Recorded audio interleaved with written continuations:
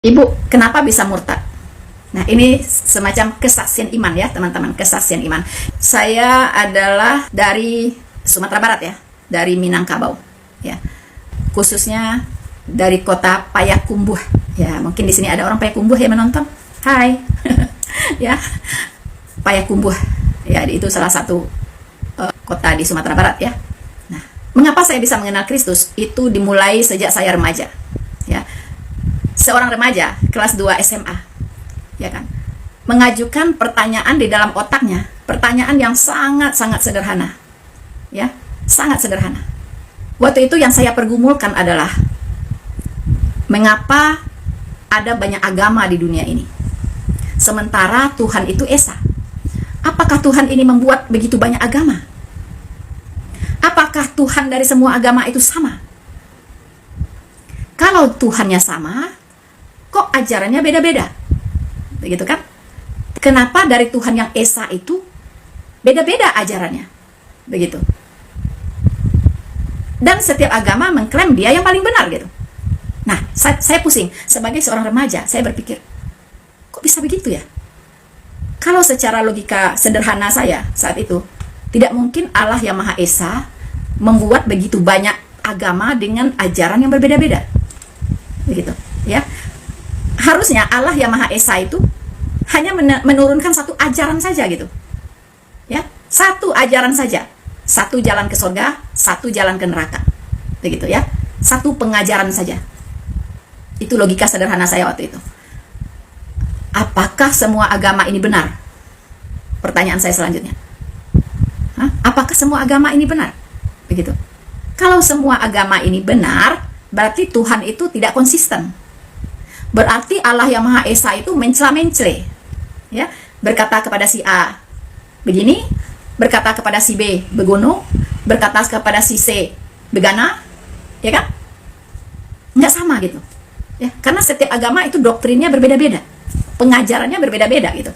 Bahkan ada satu agama selalu mencela agama lainnya gitu, ya kan? Ada satu agama selalu mengklaim dirinya paling benar, yang lain salah gitu. Saya pikir ini tidak mungkin ya. Tidak mungkin semua agama ini benar.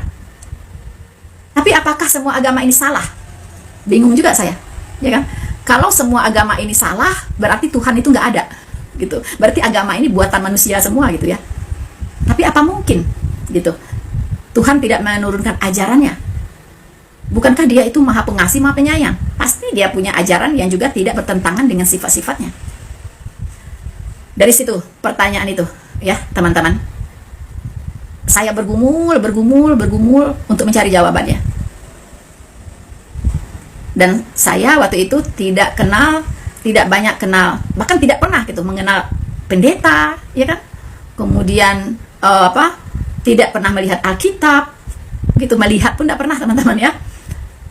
Terus saya mengambil keputusan, pelan-pelan saya harus mempelajari agama saya sendiri dari sumbernya langsung, begitu. Dari sumbernya langsung. Saya tidak mau dengar kata si A, kata si B, ya kan? Karena setiap pemuka-pemuka agama juga kadang beda-beda gitu, ya kan? Nah, tidak ada pilihan lain, saya mempelajari Al-Quran. Memang saya kalau mengaji katam ya, usia 9 tahun udah katam Quran gitu. Karena kami kalau di Payakumbuh itu kecil-kecil memang sudah ke surau. Maghrib udah, ya, nggak boleh ngerjakan apapun. Yang penting mengaji, gitu. Kalau PR di sekolah, biasa orang tua nggak tanya tuh, udah bikin PR belum? Nggak pernah ditanya tuh, oh PR-nya benar apa nggak ada ditanya. Ya, yang ditanya, ngaji, udah sholat belum? Gitu. Udah ngaji belum? Udah sholat belum? Begitu. Ya, jadi nggak ada tuh kalau masalah sekolah nomor sekian lah gitu. Tapi mengaji, sholat itu nomor 1. Begitu tradisi beragama kami ya di keluarga. Bahkan seluruh orang Minang lah saya bilang seperti itu kan. Nah, jadi akhirnya saya belajar membaca pelan-pelan kitab saya dong. Saya kan tidak punya kitab orang lain gitu. Ya kitab saya tidak membaca Arabnya karena memang saya tidak pernah diajarkan bahasa Arab. Bisanya ngaji bisa, tapi kan saya nggak ngerti artinya.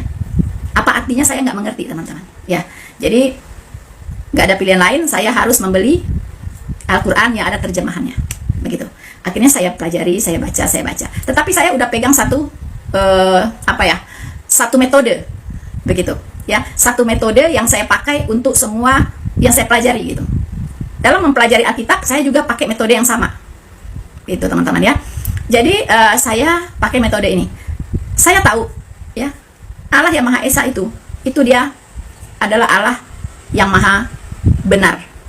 Ya, dia maha benar. Artinya semua firman-Nya tidak boleh ada yang salah. Itu. Yang kedua, Allah itu adalah maha suci, maha kudus. Ya. Dan ajarannya kalau dari Allah yang maha suci, maha kudus tidak boleh ya bertentangan dengan moral. Harus mengajarkan tingkat moral tertinggi.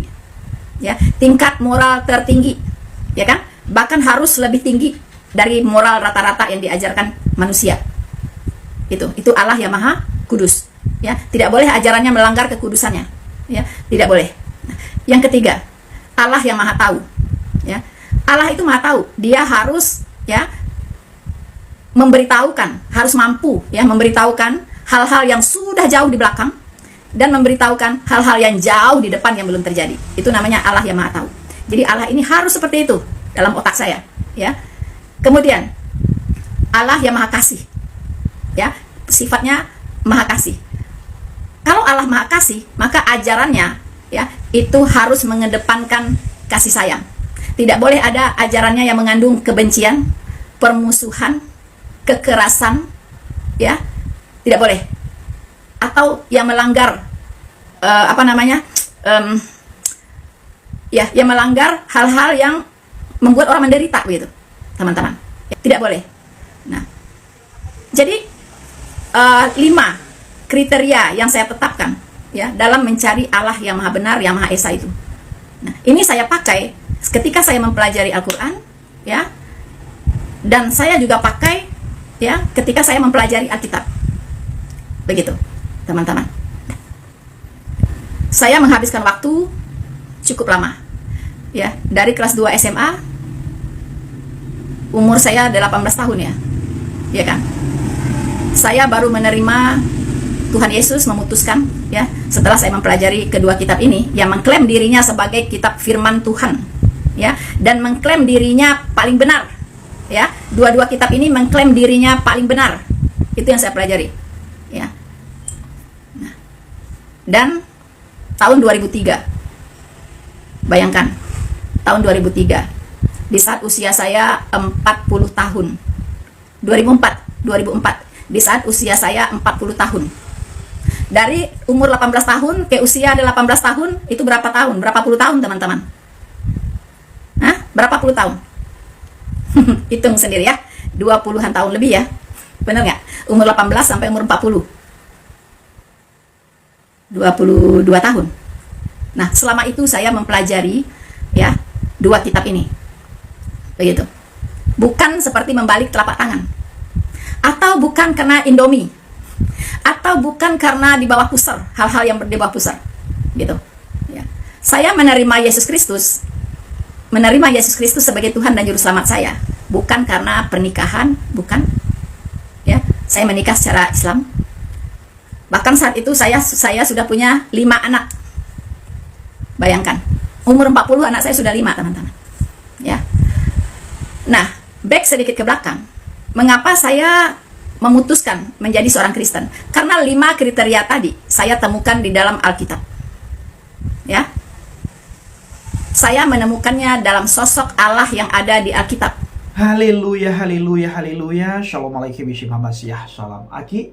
Aku kabarkan Injil keselamatan. Bapak Ibu kasih Tuhan, ketemu lagi dengan saya Evangelis Avraham Effendi Usman. Bagaimana kabar Bapak Ibu semua? Tentu luar biasa. Nah, saudaraku para pencinta Injil Baget, kita tadi sudah sama-sama menyaksikan, sama-sama melihat, sama-sama mendengar sedikit kesaksian perjalanan iman seorang murtadin mantan muslimah dari Padang. Beliau ditanyakan, apa yang membuatmu murtad? Kenapa kau bisa murtad? Dan banyak lagi pertanyaan-pertanyaan yang seperti itu Bapak Ibu, yang diajukan, yang ditanyakan kepada kami yang mantan muslim, ya, yang dulunya kami dari gelap menuju kepada terang, ya Tuhan. Nah, saudaraku dikasih Tuhan, kita murtad itu bukan karena ini, tetapi karena keselamatan. Agama boleh banyak, tapi tidak ada satupun agama di muka bumi ini yang bisa menyelamatkan kita umat manusia, kecuali Yesus Kristus, Yeshua HaMashiach. Hanya Dia satu-satunya pribadi yang bisa menyelamatkan kita. Di dalam Dia ada kepastian keselamatan. Di dalam Dia ada kedamaian. Di dalam Dia ada kesejahteraan. Di dalam Dia ada sukacita. Maka satu-satunya pribadi yang mengatakan, aku memberikan hidup yang kekal kepada mereka dan mereka pasti tidak akan binasa sampai selama-lamanya. Dan tak ada seorang pun yang bisa merebut mereka dari tanganku. Ini kata Yesus Kristus. Kebahagiaan kuberikan kepadamu, damai sejahtera kuberikan kepadamu. Dan apa yang kuberikan, apa yang kutinggalkan, itu sangat berbeda. Sangat berbeda, ya, dengan apa yang diberikan oleh dunia. Oleh karena itu, saudara yang belum percaya kepada Yesus, ayo bukakan pendengaran saudara, bukakan hati saudara, bukakan pikiran saudara, datang kepadanya. Karena di bawah kolong langit ini, hanya Dia yang bisa menyelamatkan kita manusia. Di luar Dia, moga-moga. Di luar Dia, mudah-mudahan. Kenapa? Karena agama tidak menyelamatkan kita. Makanya mudah-mudahan, makanya moga-moga. Kalau di dalam Yesus Kristus, pasti selamat. Kapanpun kita mati, kita pasti selamat. Tidak lagi moga-moga, tidak lagi mudah-mudahan. Saudara pilih moga-moga, atau saudara pilih mudah-mudahan, atau saudara pilih kepastian keselamatan. Kalau saudara mau pilih kepastian keselamatan, ikut Yesus. Follow Jesus. Ya, Bano ufili Yesu, Bano ufili Yesu, Bano ufili Yesu, tebai ure, mengikut Yesus keputusanku, mengikut Yesus keputusanku, mengikut Yesus keputusanku. Ku tak ingkar, akulah jalan kebenaran dan hidup. Tidak ada seorang pun yang datang kepada Bapa kalau tidak melalui aku. Ayo ikut Dia, karena Dia satu-satunya jalan menuju ke surga, satu-satunya jalan menuju kepada keselamatan yang kekal, berada di tempat yang sangat dirindukan oleh semua orang. Terima kasih. Kiranya video ini bisa menjadi berkat bagi kita semuanya. Assalamualaikum bishim hamasiah. Salam Aki. Aku kabarkan Injil keselamatan. Bapak Yahweh bishim Adonai Yesus hamasiah, Ruah Kudus memberkati kita semua. Haleluya. Amin. Salam murtadin. Terima kasih.